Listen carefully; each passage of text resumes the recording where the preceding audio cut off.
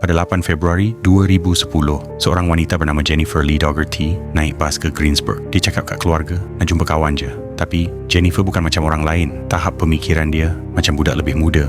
Dia senang percaya orang. Dalam satu apartmen di North Pennsylvania Avenue, kepercayaan tu bertukar jadi mimpi paling ngeri. Selama 3 hari, sekumpulan orang yang kemudian digelar Greensburg Six hina, dera dan seksa Jennifer tanpa belas. Barang dia dicuri.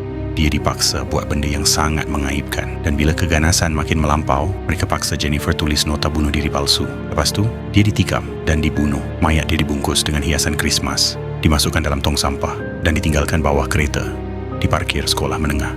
11 Februari pagi, seorang pekerja buat penemuan yang menggemparkan. Polis tangkap kesemua suspek.